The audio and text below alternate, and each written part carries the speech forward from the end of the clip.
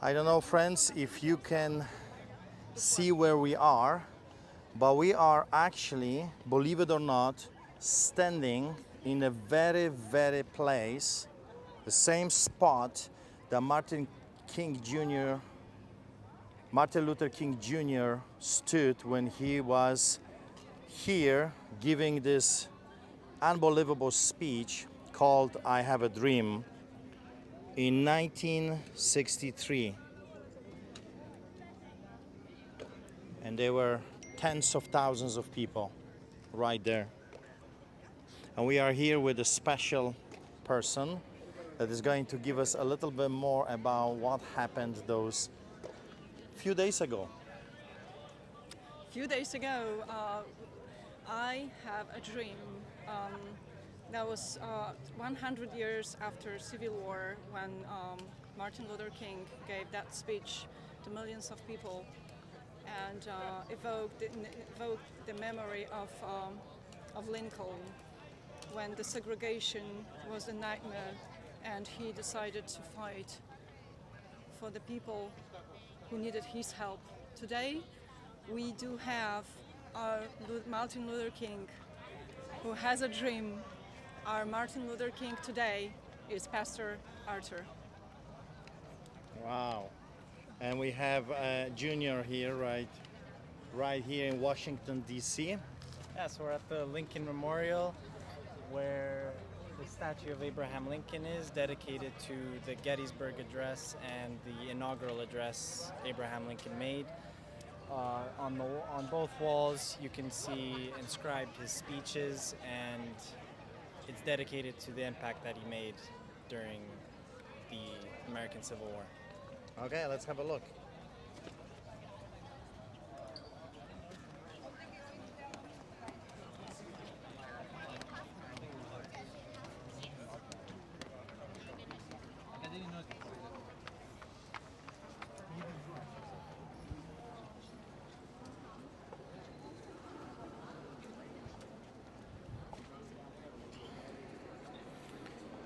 You know, I have a dream right now as well that it would be a little bit cooler. Right now is almost plus 40. Can you believe it? It's almost plus 40. Is hot. It's nice. It's nicer than minus 40, but it's still hot. So here's what it says.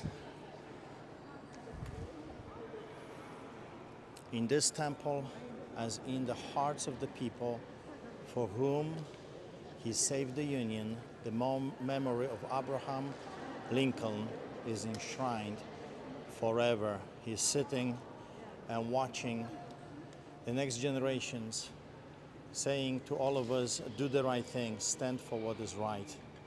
Do not break the law of God before the people, not against the people. And here are the speeches.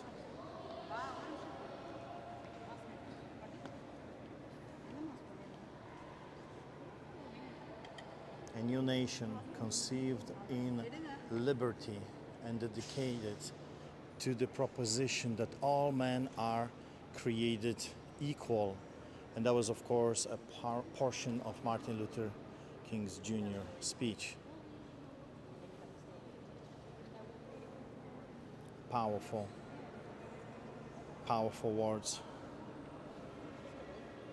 That this nation, it ends under God, shall have a new birth of freedom, and that the government of the people, by the people, for the people, shall not perish from the earth.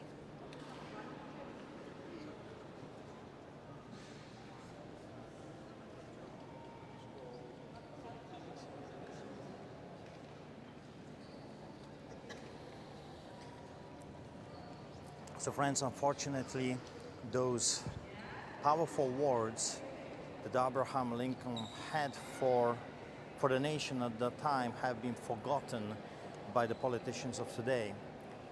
Unfortunately, they're not interested anymore in the freedom.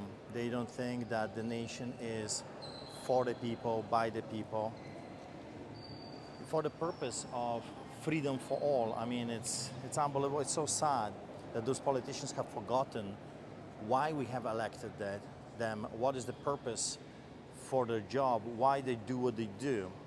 They were supposed to serve and protect, not to enslave and oppress. So in other words, we have a repetition of history happening in front of our eyes. So it would be better if we would wake up rather early than later, because we might not have another opportunity to stand up and fight the tyranny.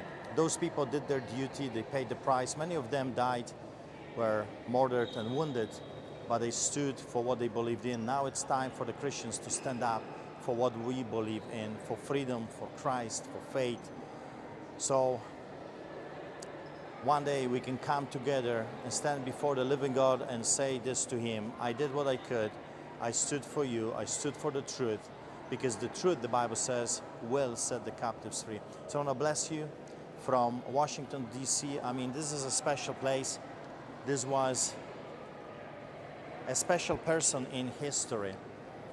And the Bible has given us those heroes of faith. We call them the heroes of faith for a reason, because they've done something extraordinary, and now it's our turn to do something extraordinary. Many of them perished and died.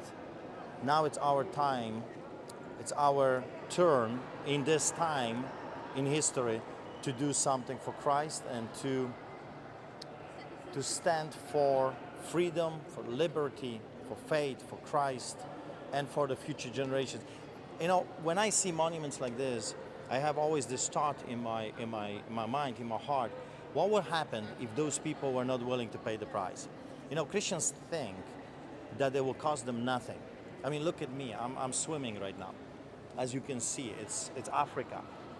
For me, you know, we live in Siberia, so for us to adjust is difficult. But I'm willing to stand here and swim in the ocean so I can talk to you at least for a brief moment, to pass at least something that always touches my heart. What would happen if those people would not do their duty, if they would not be willing to pay the price? What would happen if they would say, no, I don't want to pay the price? We have to remember that it cost God His Son. It cost Son His own life, His own blood. On that cross, He paid the price for you and for me. What are you willing to give for Him, for His kingdom, and for another fellow man? That's a question I want to leave you with. Be blessed, and it's an amazing thing to be and to stand in this historic place. And especially, it's a special time for me, a special place, because just a few days ago, really, because in the Bible it says one day is like 1,000 years, another man was willing to pay the price, and eventually he did with his own life. He stood, Martin Luther King Jr., and he paid with his own head. He was shot, as you know, he was murdered, because he was willing to give that sacrifice so you and me can live in a free country. Let's keep it that way.